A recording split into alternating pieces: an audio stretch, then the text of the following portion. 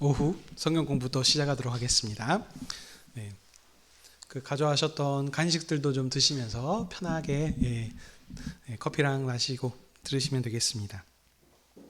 자, 우리 계속해서 조직신학의 7가지 주제에 대해서 배웠었습니다. 그래서 지난 시간까지는 우리 구원에 대해서 한번 그런 것들을 살펴봤고요. 오늘은 이제 이어서 기독론에 대해서 살펴보도록 하겠습니다. 기독론이라 하는 것은 이제 바로 그리스도에 대해서, 예수님에 대해서, 예수님이 어떤 분이신가라는 부분들을 살펴볼 겁니다. 우리 그 전에도 7가지 주제에서 기독론에 대해서 할 때 조직신학에서 얘기하는 예수님에 대해서 우리가 배웠고, 그것을 또 가지고 언약 관점에서 어떻게 설명을 하고 있는지에 대해서 우리가 함께 배웠습니다. 그래서 여러분들 기억나실지 모르겠어요. 그래서 보면은 그 단어 풀이들을 하나 쭉 예전에 해드렸죠. 그래서 예수는 무엇이고, 메시아가 있고, 그리스도 인자, 하나님의 아들이라고 하는 어떤 이 예수님의 이름에 대해서 한번 봤고요. 그 다음에 그리스도께서 가지고 계신 성품들, 그래서 신성과 인성에 대한 부분들, 그 다음에 어떤 신분을 가지고 있는가, 그래가지고 이제 그 신분을 통해서 하셨던 이제 사역들이죠. 그래서 죽으심과 부활, 순환과 부활, 뭐 이런 부분들을 했었고, 그 다음에 이런 부분들을 이제 그 직무적으로 봤을 때는 선지자, 왕, 제사장 이런 것들을 이렇게 했던 게 조직신학에서 정리를 했던 부분입니다. 그리고 이제 이 부분들을 가지고 언약 관점에서 그러면은 무엇을 얘기하는가, 그런 모든 거 다 버리고 직무적인 부분들을 가지고 제사장, 왕, 성지자 이 부분들을 구약과 신약에서의 그것들을 배경으로 해서 이런 것들을 좀 풀면서 설명들을 했습니다. 그러나 여전히 이제 이 부분들이 그래서 이제 정답들은 여러분이 대답하실 수 있을 거예요. 그래서 예수님은 이러시고 이렇습니다라고 하는 이제 그것을 대답하지만, 실제 그래서 우리가 어떻게 성경에서 본다든지 이 부분들이 조금 더 설명들을 더 하면 좋겠다 해서 이제 실제적인 부분들을 좀 설명들을 더 하려고 하고 있습니다. 자, 그래도 우리 여러분들 그래서 항상 어떻게 보면 이제 부활의 종교다, 그래서 뭐 예수님을 믿는 예수님이 가장 중요하다라고 이런 부분들을 들으셨을 겁니다. 그러면 왜 예수님이 중요한가? 이런 부분들 혹시 답하실 수 있을까요? 기존의 성경에서는 예수 믿고 구원받아 천국 갑시다, 뭐 이런 얘기들을 했지 않습니까? 그래서 이 예수님을 그러면 왜 믿고, 그러면 이 예수님을 믿으면 어떻게 되는가, 이런 부분들을 항상 설명을 좀 생각을 해볼 필요가 있겠죠. 거기에서 이제 기존의 우리 조직신학에서는 이제 막 다 여러 가지 설명했던 부분들을 그냥 간략하게 설명하면은 속죄입니다. 속죄, 죄를 씻어주시기 위한. 그래서 예수님을 믿음을 통해 가지고 우리가 죄에 대해서 깨끗해야 된다, 의롭게 된다라고 하는 부분들로 이제 설명들을 하고 풀었습니다.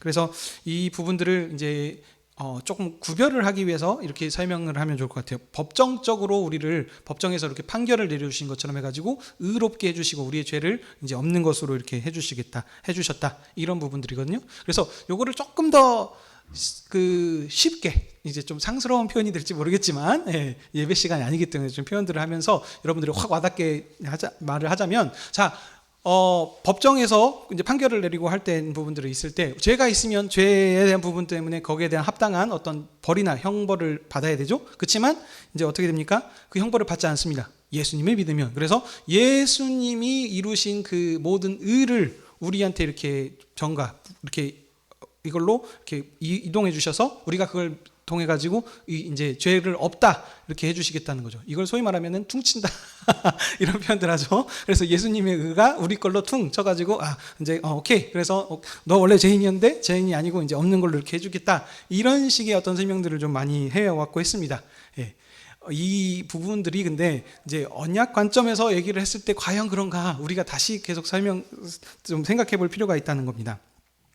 언약 관점에서는 얘기하는 것은 이제 그동안에 하나씩 지금 여러분들에게 그 개념 정리를 다시 해드리고 있습니다. 그래서 죄는 무엇이었고 구원이란 무엇이었고, 그래서 믿음으로 산다고 하는 그런 부분들이 어떤 뜻을 가지고 있는가라는 것을 가지고 다시 언약 관점에서 바라보게 되면요, 자, 구원이라고 하는 건 나라 구원이라 그랬고, 죄는 하나님의 언약에 신실하지 못한 것, 반역, 어떤 이런 식의 지금 개념으로 지금 접근을 한다면, 지금 이거는 뭐냐면 하나님께서 나라를 경영을 하시죠. 예, 나라를 시작을 하셨고 끝으로 향해서 그 나라를 계속해서 이어져 가게 하십니다. 근데 어떻게 하시냐? 항상 대리자를 통해서 그 일들을 하십니다.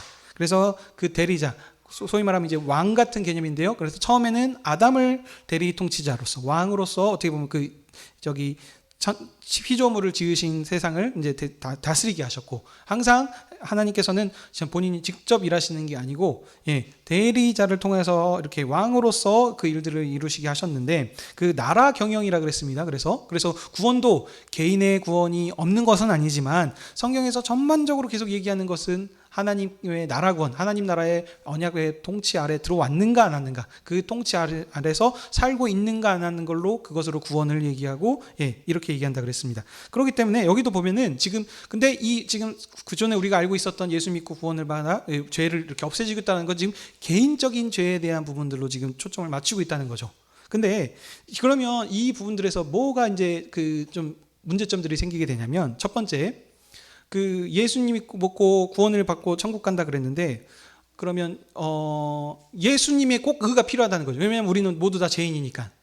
근데 그 첫 번째가 어떤 전제가 잘못됐냐면, 말씀드렸습니다. 하나님께서 누구를 구원하시고 누구에게 언약 백성을 주셨고 죄를 지금 묻는다 그랬는데, 우리가 생각하고 있었던 기존의 죄라고 하는 도덕적인 죄를 짓고, 그래서 우리에게 하나님께서 100점의 의를 요구하셨고 그 100점을 이루지 못했기 때문에, 그래서 거기에 어떤 그 예수님의 의를 통해 가지고 그것으로 이렇게 덧입히신다라고 했는데, 다시 말씀드리지만 하나님께서는 우리에게 100점을 요구하시는 의를 지금 요구하신 적이 없다는 겁니다.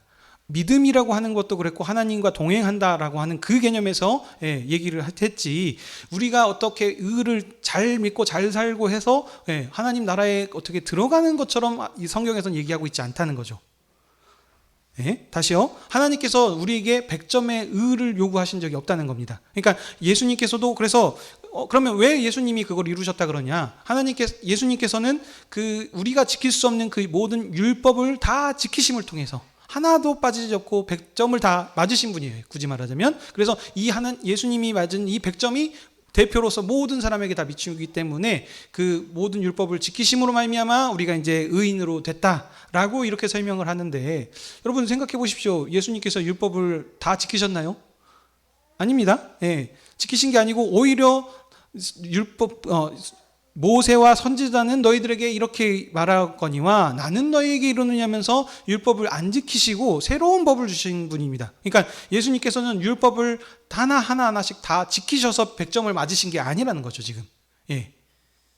그래서 이 지금 첫 번째 그 개념부터가 지금 조금 잘못됐다는 겁니다. 그래서 예수님께서 100점을 맞아서가 아니에요. 그러니까 법정적으로 우리를 어떻게 이렇게 지금 판단을 하시는 게 아니고, 이 모든 지금 성경에서 표현하고 있는 것들은 뭐냐면 항상 얘기하는 게 언약이다, 언약의 관계 아래서에서의 언약적인 언어로서 우리를 표현하고 설명을 하고 있다는 겁니다. 자, 이게 조금 더 와닿는 표현이 뭐가 될까 좀 생각을 해봤는데요.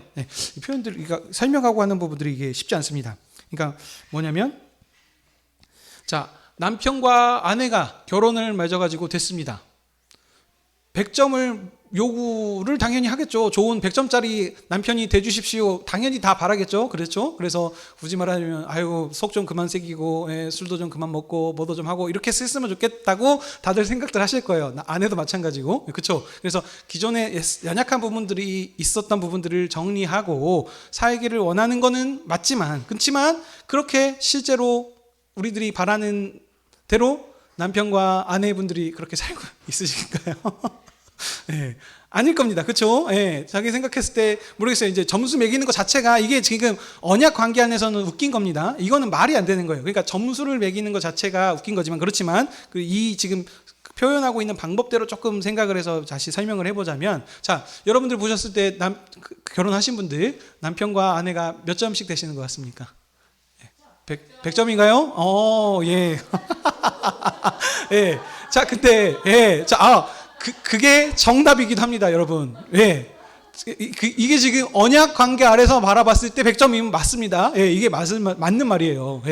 자, 다시 무슨 말씀이냐면, 지금 우리들이 기존에 생각하고 있었던 우리 남편으로서의 어떤 잘못을 한다 그래서 이 사람이 남편이 안 되는 게 아니라는 거죠.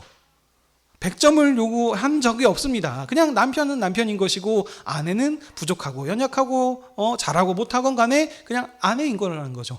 이 언약 관계 안에서의 이미 부족함이 없이 더할 것도 없이 최고의 사람으로 인정을 해주시고 100점으로 생각을 해주셔야 된다는 건데, 이미 우리 안에 관계에서도 이렇게 하는데 하나님께서, 그것도 공의롭다고 하시는 하나님께서 우리에게 100점을 요구하신다. 이거 좀 말이 안 되죠. 그래서 그 개념 자체가 지금 잘못됐다는 것입니다. 하나님께서는 우리를 사랑으로 품어주시고 끝까지 사랑해 주시는 분이시지, 어떻게 그런 식으로 우리에게 평가의 100점의 도덕적인 기준을 들이대면서 너 이거 허들 패스 못했지, 그러니까 안 돼, 그래서 죄인이야, 이렇게 정죄하시고 그걸 해결해 주기 위해서 예수님을 방책으로 주신 것처럼 얘기하고 있지 않다는 겁니다.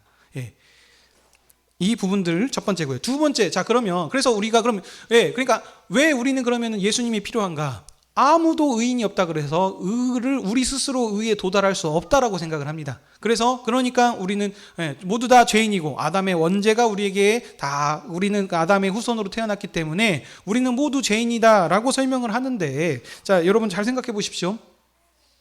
자 그러니까 예수님을 믿고 구원을 받고 천국 간다 그랬는데, 먼저 첫 번째로는 이스라엘 백성들이 예수님의 예자를 하나도 모르고 있었던 사람들입니다. 그때 그러면 그들은 어떻게 예수님을 믿고 구원을 갔다 그랬을까요? 이제 그것을 신약적으로 봐서는 오실 예수를 믿었다라고 표현들을 합니다. 그러니까 모든 그들이 행했던 그 어떤 율법이나 제사나 이런 모든 것들이 예수님을 가리키고 했던 것이다. 그러니까 그 행위 자체가 예수님을 못 봤지만 예수님을 믿는 것으로 이렇게 이것도 퉁 쳐주겠다 이런 식의 개념들로 접근을 할 수가 있을 것 같아요. 근데 자세히 또 보셔야 돼요. 또 보시죠. 그러면 우리 창세기에 보게 되면은 아담의 7대 손에 에녹이라는 사람이 나옵니다. 이 사람은 그 죽음을 보지 않고 하나님께서 불러주셔서 하늘로 올라가 버렸습니다. 또 엘리야도 있죠.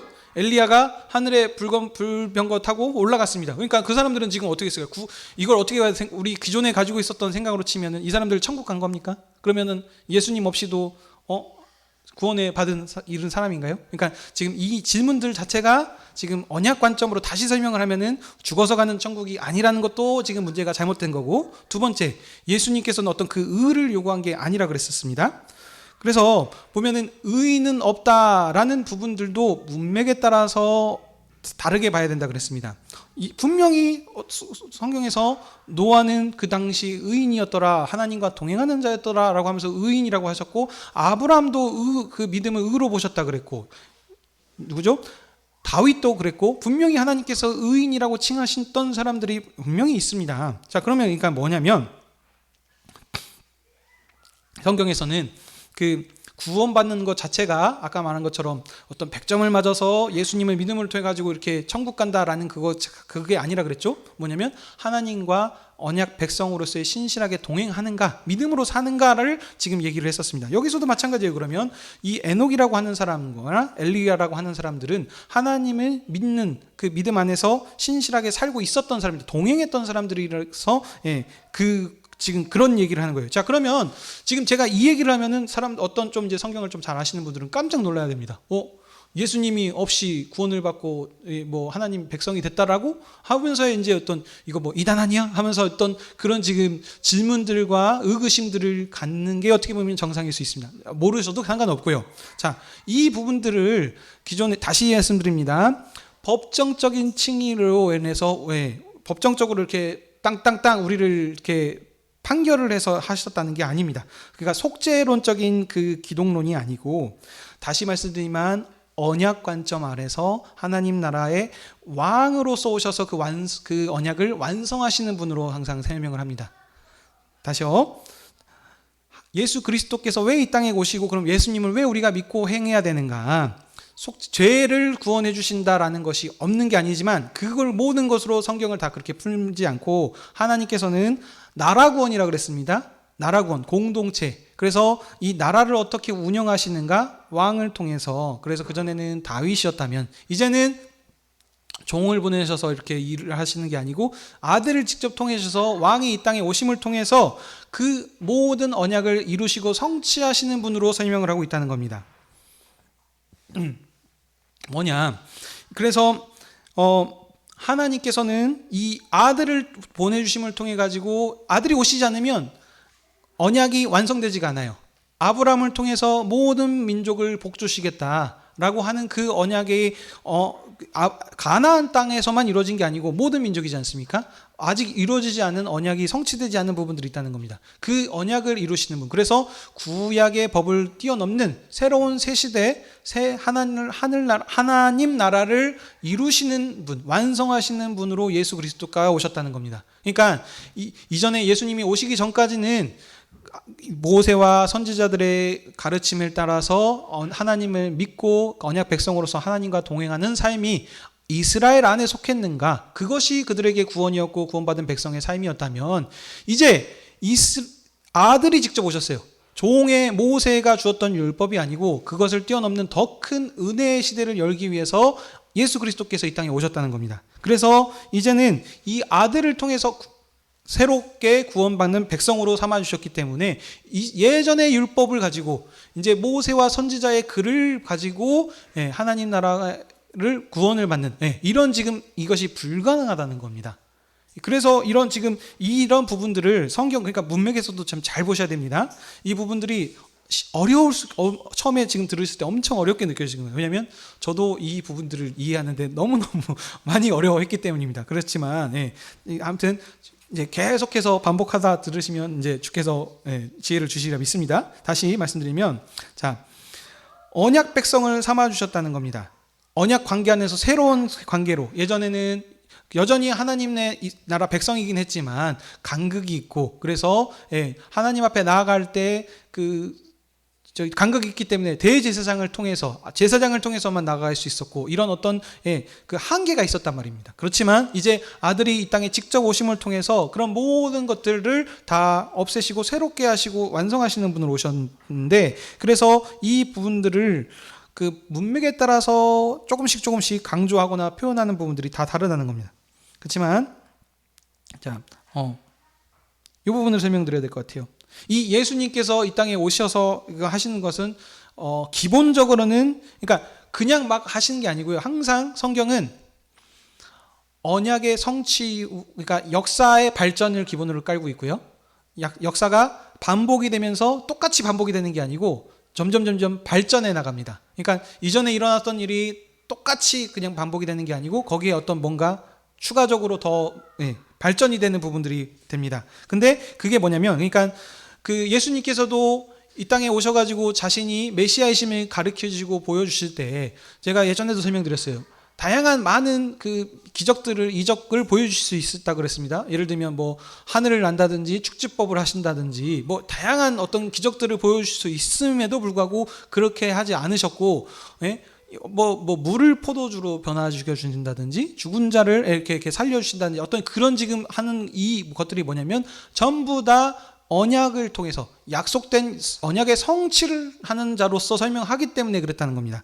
마찬가지로 예수 그리스도께서, 그러면은 이 예수님께서도 그냥 떨렁 오신 게 아니고 분명히 구약에서 얘기하는 어떤 그 부분들의 언약의 성취자로 오셨기 때문에 그 언약의 성취가 무엇인지를 좀 설명을 해볼 필요가 있답니다. 생각해 볼 필요가 있습니다. 그게 뭐냐면 예수님께서는 기본적으로 유월절 어린 양으로 오셨다는 겁니다. 유월절 어린 양 하면 여러분들 생각하시는 게 다 지금도 이제 기본적으로 우리도 생각하시면 바로 죄를 씻어주신다라고 바로 들어가신다면 안 되는 겁니다. 유월절 어린 양이 뭐였습니까, 여러분들? 이스라엘 백성들이 그 출애굽할 때 마지막 10번째 장자의 죽음을 피하기 위해서 하던 것이 그 유월절 어린 양 제사인 거 여러분들 기억하시죠? 이 의미가 죄를 씻어주셨다라는 의미를 가진 게 아닙니다. 구별된 백성으로 드려졌다는 것입니다. 장자 백성으로. 이스라엘 백성들 다 첫 것은 하나님의 것이죠. 근데 이 첫 것을 드리는 이 이스라엘 백성들이 그전에는 그 애굽에서 바로 왕의 종으로 매여서 살고 있었는데, 이제는 그렇지 않고 세상에서 하나님께서 그들을 장자 백성, 거룩한 나라 백성, 제사장 백성으로 그들을 선택해 주셔서 해주셨다는 겁니다. 그게 기본 개념입니다. 유월절 제사라는 것이 지금 하나님 앞에 선택받은 드려짐, 그게 지금 기본 개념입니다. 이 개념이 그러면 예수님께서는 뭡니까? 이제 그것을 언약의 완성자로 오셨기 때문에 근데 어떻게 해요? 새로운 나라로 언약이 비슷하게 반복이 되지만 똑같이 되는 게 아니고 점점 더 어른의 시대로 가기 때문에 발전해 간다 그랬습니다. 그래서 이제 직접 아들이 오셔서 그걸 완성하셨죠. 그래서 죽음을 이기시고 부활하시는 정도로까지 확장하시면서 그것을 완성해 주십니다. 그래서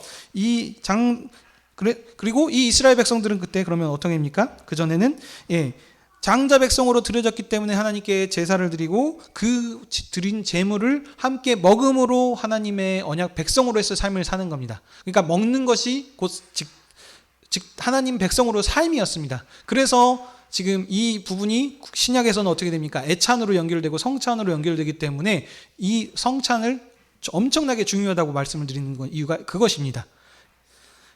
예수님께서 우리를 그 전에 구원론에서 말씀입니다. 구원이 종착역이 아니다. 구원을 그러니까 하나님 나라 백성 삼아 주신 것은 하나님과의 얼굴과 얼굴을 대면하는 그 화목하는 안식하는 교제하는 그 관계를 회복하시기 위해서 그 선택받으시고 그 자녀 삼아 주신 것이지 그 자녀 삼아 줬으니까 그 완성이 되고 끝났다라는 것이 아니라 그랬습니다. 그래서 여기도 뭐냐? 예수님께서 유월절 어린 양으로 오셔서 우리를 선택해 주셨다는 거예요, 세상에서. 그래서 이제는 교회를 선택해 주셨죠. 그래서 이제는 이방이나 이스라엘이나 구별 없이 모든 사람을 예수님을 믿는 자는 다 하나님 언약 백성으로 이제 종이 아니고 아들로서 직접 삼아 주셔서 그래서 우리가 하나님을 아빠 아버지로 부르면서 나아간다고 하는 그 큰 은혜의 시대로 점점 확대해 간다는 것입니다.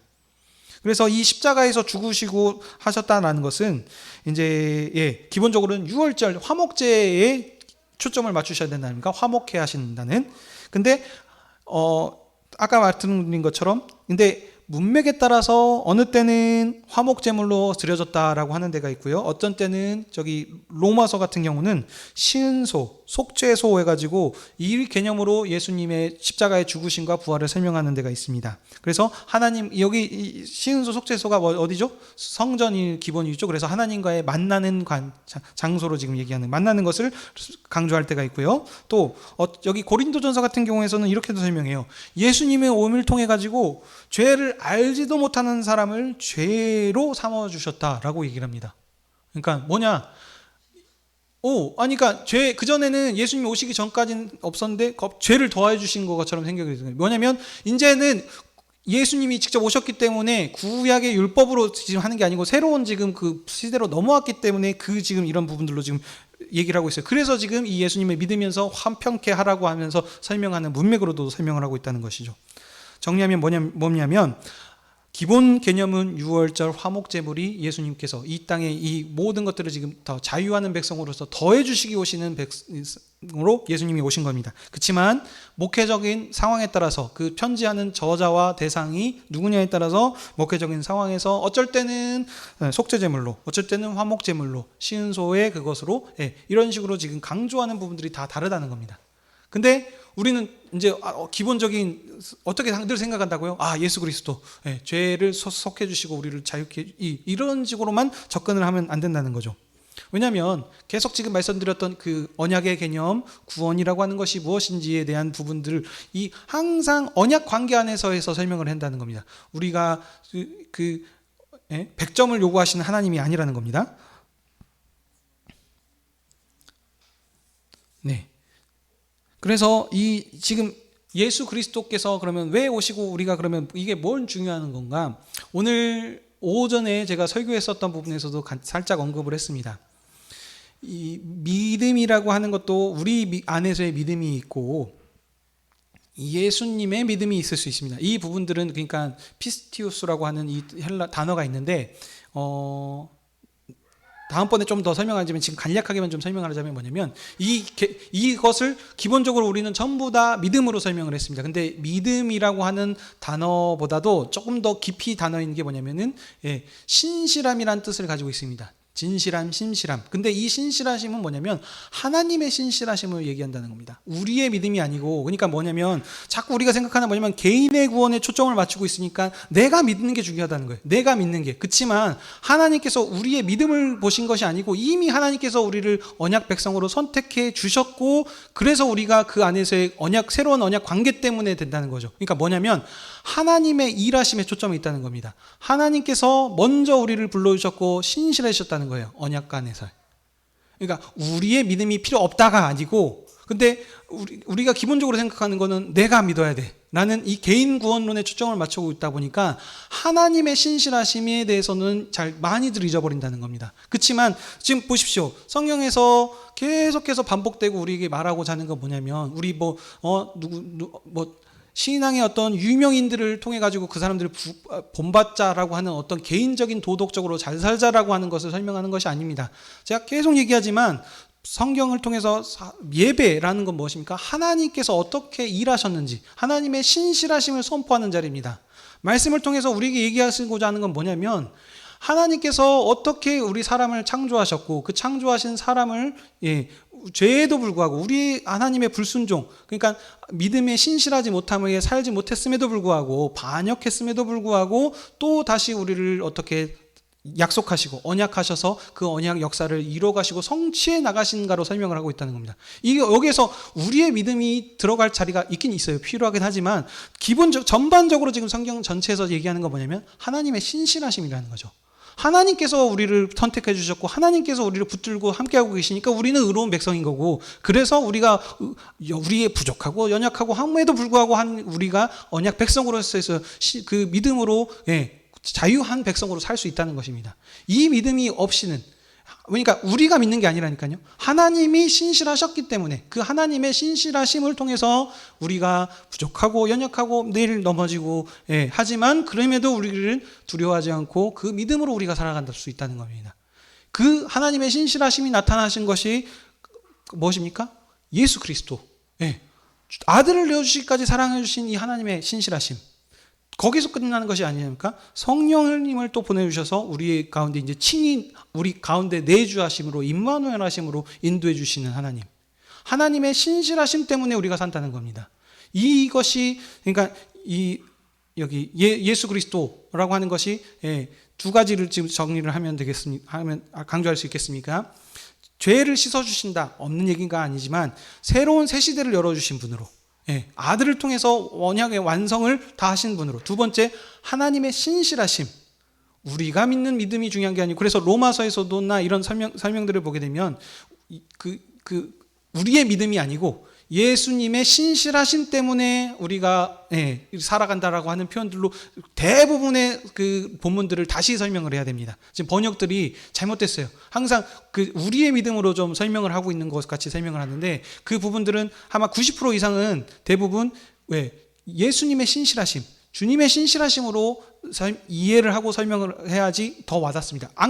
왜 그럼 이렇게 지금 됐냐면, 지금 기본적으로 우리가 깔고 있는 것이 예수를 믿음으로 천국 간다 라는 이 개인 구원으로 지금 모든 성경을 다 풀이하고 설명을 하고 있기 때문입니다.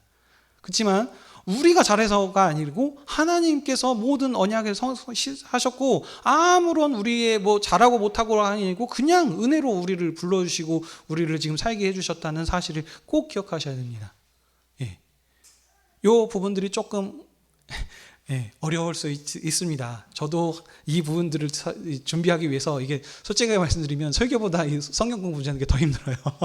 이 모든 지금 내용들을 다 지금 압축하고 설명해서 어떻게 설명을 해야 될까. 그래서 우리 선배 목사님들한테도 전화 드리면서 많이 물어보기도 하고 합니다. 근데 쉽지 않아요. 이 표현들을. 그래서 제가 설명하면서도 제 설명이 부족한 부분이 있을 수도 있고, 그런 때문에 여러분도 이걸 이해하는데 참 많은 어려움이 있을 줄 압니다. 그렇지만 다시 말씀드리지만 하나님께서 신실하시기 때문에 우리의 연약함에도 불구하고 때가 되시면 하나님께서 우리를 깨닫게 하시고 그 믿음으로 살게 해주시라고, 그런 믿음으로 사시는 저와 여러분이 됐으면 좋겠습니다. 오늘 여기까지인데 혹시 했던 거에 대해서 질문들 있으실까요? 알겠습니다. 자, 그러면 기도하고 마치도록 하겠습니다. 사랑의 하나님, 오늘도 교회를 주님의 상으로 불러주셔서 주님의 믿음의 양식으로 살과 피를 주시면서 우리를 먹이시고 입혀주시니 감사드립니다. 오늘 또 말씀을 통해서 사도 바울을 어떻게 주님께서 동행하여 주시고 그것을 통해서 복음을 전파자로 사용하여 주셨던 것을 기억하게 하셔서 하나님의 신실함 때문에 우리가 살아간다는 그 믿음으로 우리가 두려움 없이 세상에서 주님의 증인된 삶을 살아가게 허락하여 주시옵소서. 오늘 또 기독론, 예수님이 어떤 분이신가에 대해서 배웠습니다.